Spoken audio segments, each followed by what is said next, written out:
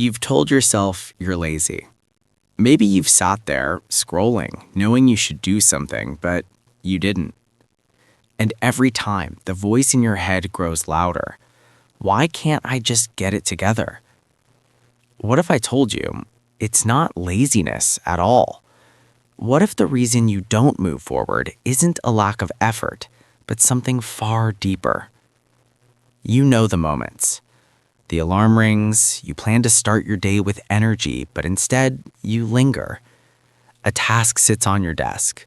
You know it will move your life forward, yet your feet feel heavy, your mind foggy. You scroll, you distract, you procrastinate, then you punish yourself for it. This pattern doesn't just affect productivity, it slowly rewrites your identity. You start believing you're weak, unmotivated, lazy. You stop trusting yourself to change. Relationships feel heavier. You promise to call, to act, to participate, but pull back. Every unmet goal becomes proof. I just can't do it. Psychology gives this a name: avoidance behavior. The brain, ever protective, is trying to shield you from discomfort, from uncertainty, from change. Here's the truth nobody tells you. You are not broken. You are not lazy. Your brain is wired to resist change. It's survival logic, not failure logic. For tens of thousands of years, our ancestors thrived by sticking to the familiar. Change meant risk. Uncertainty could mean danger. So your hesitation, your paralysis, is an adaptation. Your brain is asking, are you sure it's safe? It's fear masquerading as laziness. Once you see it this way, the guilt dissolves. You're not a failure. You're a human navigating change with a brain wired to protect you. Let's explore why. Your brain has two key systems, the amygdala and the prefrontal cortex. The amygdala is the alarm system. It lights up at uncertainty, novelty, or risk.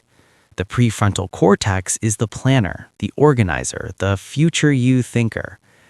When faced with a big change, starting a project, leaving a job, or changing habits, the amygdala screams danger. The prefrontal cortex may want progress, but it's weaker under emotional stress. Result, you freeze. Metaphor. Imagine your brain as a car. The amygdala is the brake, the prefrontal cortex is the accelerator. When you're scared, the brake is slammed. Even if the accelerator wants to move, the car barely inches forward. Mental model. Think of it as the brain seesaw.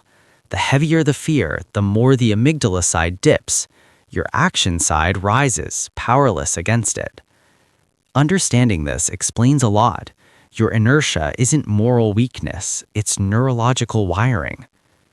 You can move forward, but not by forcing willpower. You work with your brain, not against it. Name the fear.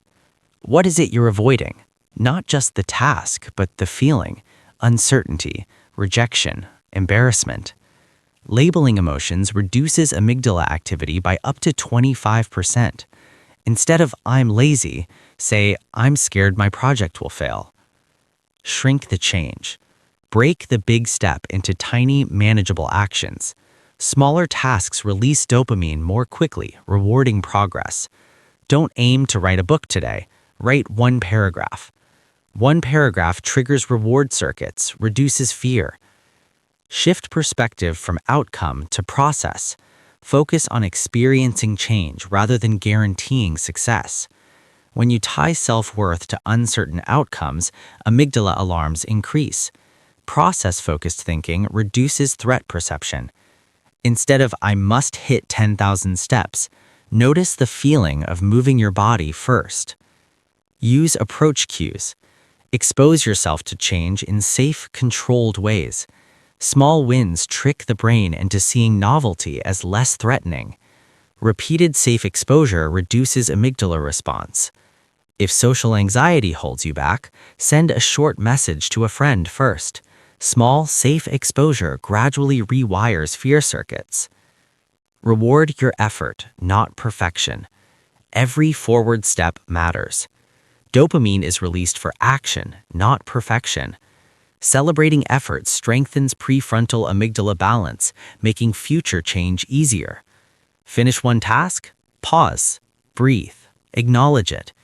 You just trained your brain to feel safe while moving forward. Think of change like crossing a river. Your brain is the current, strong, fearful, pulling you back. Your small, deliberate steps are stones. Each stone, naming fear, shrinking steps, focusing on process, exposing yourself safely, rewarding effort. Step by step, the river becomes crossable. This mental model keeps it simple. Fear slows you down, not laziness. Tiny steps carry you forward. You are not broken. You are not lazy. You're a human negotiating change with a brain wired for caution. The truth, fear doesn't disappear overnight, but with patience, awareness, and small, deliberate steps, it loses control. Your next action doesn't need to be monumental. It only needs to be your next step. Remember, the river is wide, but the stones are there, one foot in front of the other.